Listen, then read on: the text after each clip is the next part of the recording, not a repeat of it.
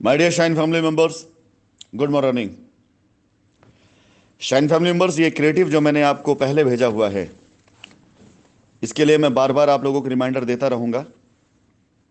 और इस मंथ तक, यानी जितने भी दिन बचे हुए इस माह में, इस मंथ तक ये आप लोगों के लिए मौका रहेगा कि आप अपनी लायबिलिटी जो आपने सेटल करी हो, उसके एवज में अगर कंपनी के किसी भी गाटा या कंपनी किसी भी खाते से आपने रजिस्ट्री कराई है, या कंपनी की किसी भी साइट पर किसान द्वारा डायरेक्ट रजिस्ट्री कराई गई है जिसमें किसान को पैसा अगर गया है, आपको अगर ये बताया गया किसान से डायरेक्ट रजिस्ट्री करा दी जाएगी और यहां कंपनी ने अपना पैसा डाला हुआ है, तो कृपया करके आप अपनी लाइबिलिटी और अपनी रजिस्ट्री की कॉपी, उस गाटा का नंबर कृपया करके आप इसे ज़रूर से ज़रूर भेज दें।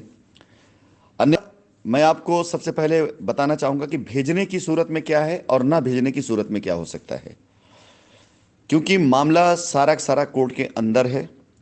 और कोर्ट में कोई भी चीज़ वो सिर्फ बातों से, ज़बान से नहीं, बल्कि पूरी की पूरी चीज़ें जो होती हैं वो साक्ष्यों से, सबूतों से साबित की जाती हैं।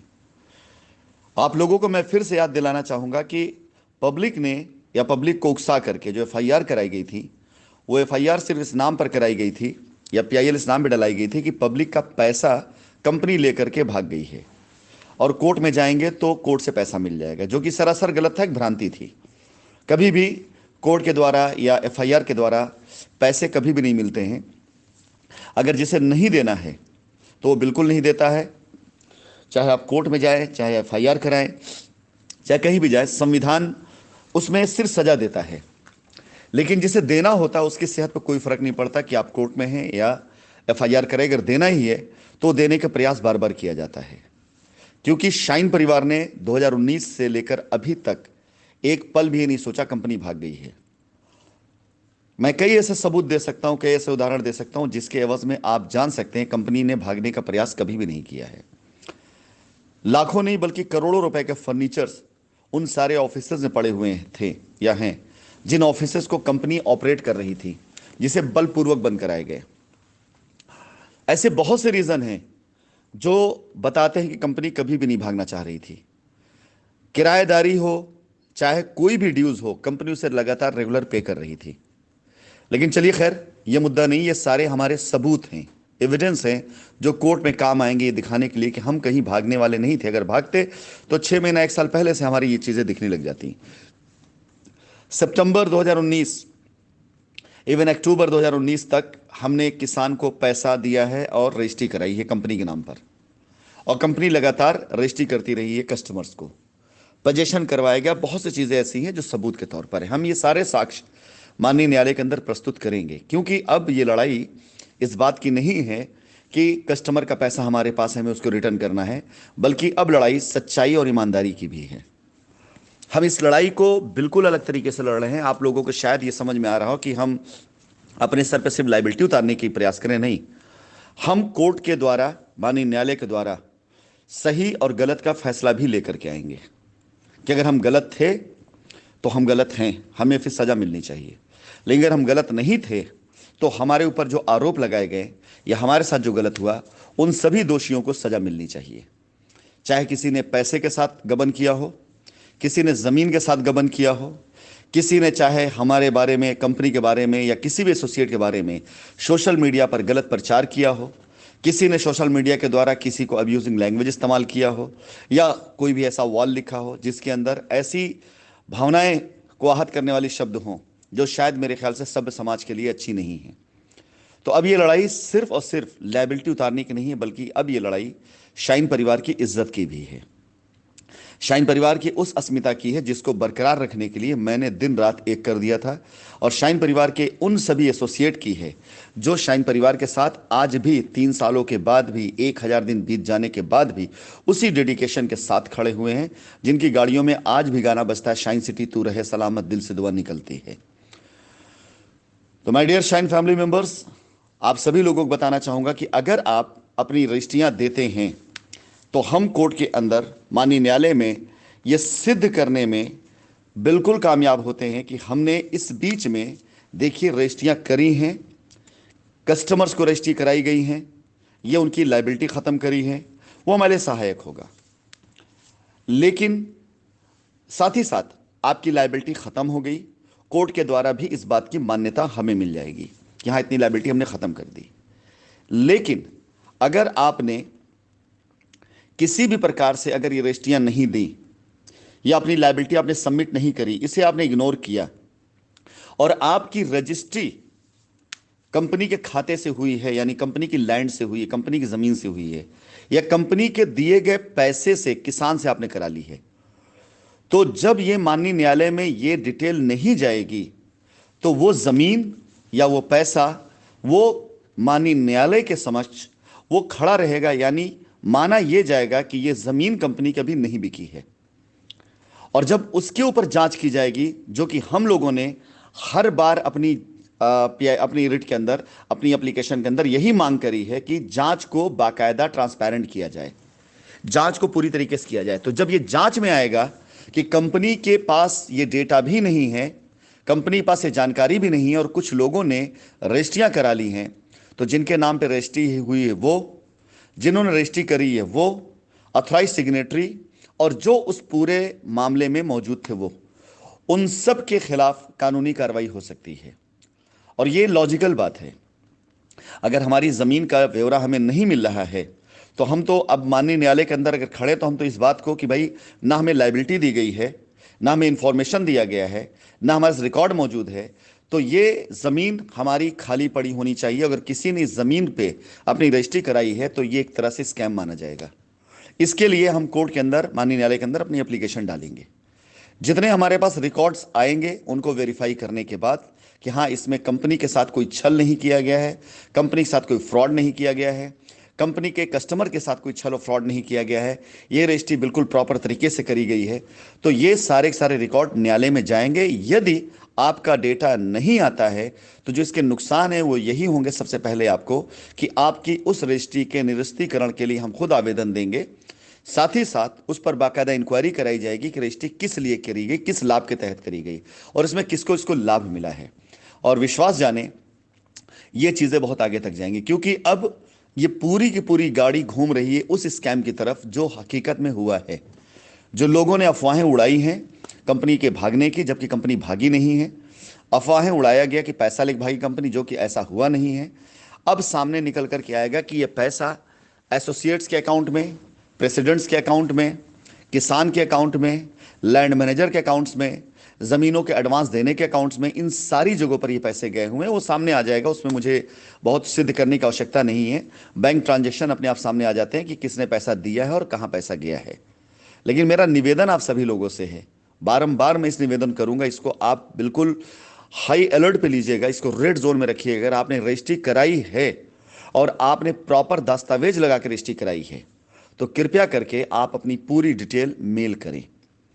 अब इसके बाद आ जाती है एक और महत्वपूर्ण इंफॉर्मेशन कि अगर आप में से किसी ने किसी कस्टमर की लायबिलिटी उतार दी है, उसको आपने पैसा दे दिया है और उसकी लायबिलिटी की एवज में आपने रजिस्ट्री कराई है, तो उसका एक बाकायदा प्रॉपर लीगल फॉर्मेट दिया जाएगा। उस फॉर्मेट पर पूरी इंफॉर्मेशन देकर के आप मेल करिएगा। अगर आपने कस्टमर को पैसा दे दिया है और उसकी लायबिलिटी आपने ली है तो हमें आपके बैंक का ट्रांजैक्शन चाहिए कि आपने कस्टमर को पैसा दिया, क्योंकि कोर्ट में लगाया जाएगा। मैं आपको ये बताता चलूं कि अगर ए ने बी की लायबिलिटी उतारी है और अब ए अपनी लायबिलिटी यानी बी की लायबिलिटी लेकर अपने नाम पर जमीन की रजिस्ट्री करा रहा है, तो रजिस्ट्री की कॉपी, इसके साथ साथ बी की तरफ से एक एनओसी कि हां उनको उनका पैसा प्राप्त हो गया है। अब उस लायबिलिटी के एवज में जो कि शाइन सिटी के बिहाफ पर इन्होंने किया है, वो पूरा फॉर्मेट दिया जाएगा आपको। ये आपकी लायबिलिटी यानी बी की लायबिलिटी को ए चाहे तो अपने नाम पर रजिस्ट्री करा सकता है, चाहे तो नगद ले सकता है। वो एनओसी पाने के बाद अगर आपने रजिस्ट्री कराई हुई है तो आपको बैंक ट्रांजैक्शन की कॉपी देनी होगी कि आपने पैसा अपने अकाउंट से उनके अकाउंट में दिया है। और यह भी प्रूफ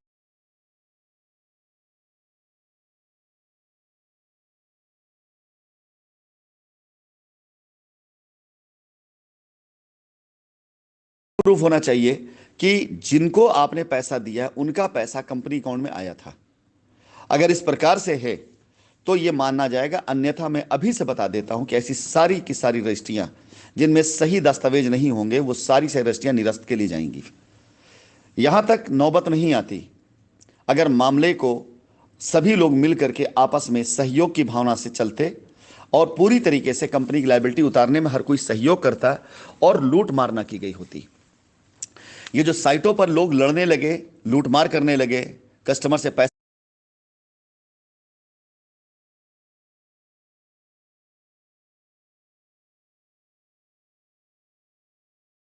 पैसा वसूलने लगे और उससे माहौल को इतना ज्यादा बर्निंग बना, खुद ही स्कैम, खुद ही बदनाम किया, खुद ही एफआईआर करी और अब खुद अपने ऊपर इन लोगों ने गर्म छुरी लटकवा ली है। ये मान के चलिए कि जिन लोगों ने अपने क्षणिक लाभ के लिए ऐसा कोई कार्य किया है, आने वाले समय में, जैसा कि मैंने आपसे कहा कि ये लड़ाई मैं ख़त्म नहीं करूंगा तब तक जब तक मुझे पूरी तरीके से क्लीन चिट नहीं मिल जाती है। जब तक पूरी तरीके से क्लीन चिट कंपनी को नहीं दिलवा देता हूं कि कंपनी का कभी भी उद्देश्य भागने का नहीं था।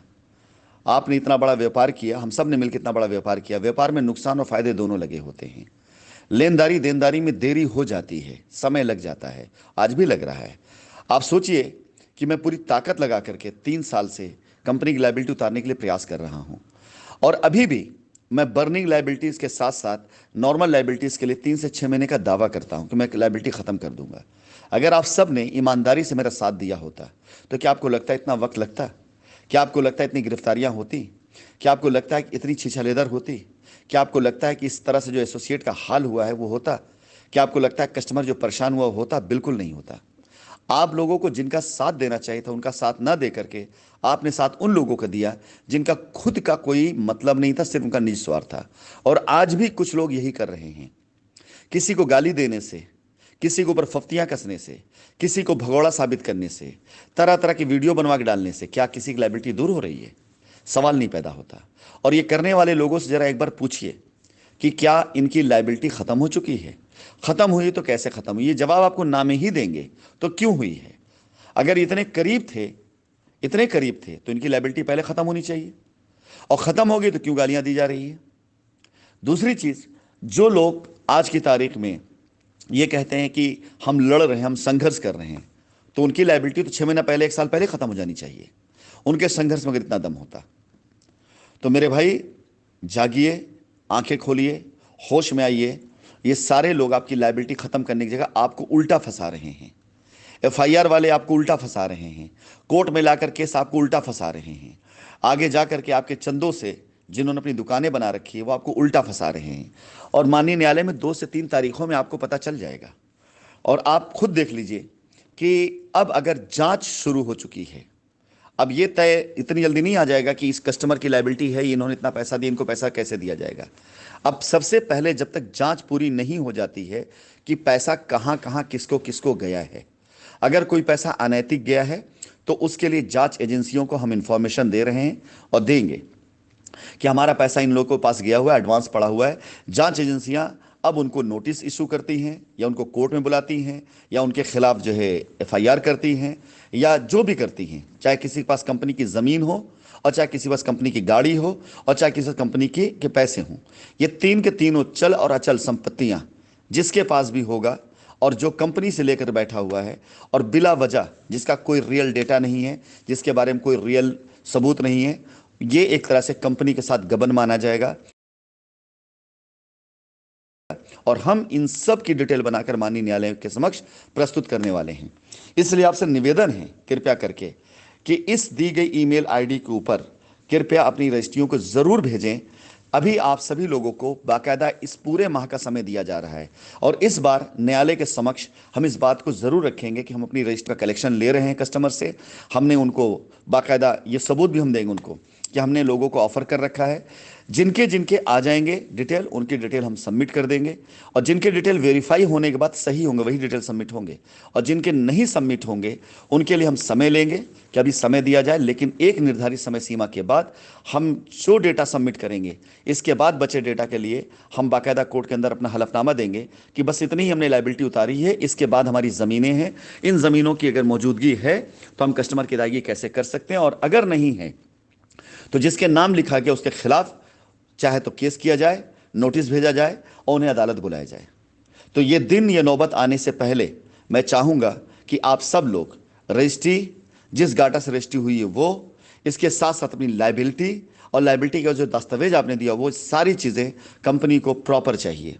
अगर कहीं भी कोई भी गलती हुई है तो ये मानिए कंपनी की ज़मीन पर रजिस्ट्री कराने के बाद आप इस ज़मीन का लाभ ले नहीं पाएंगे।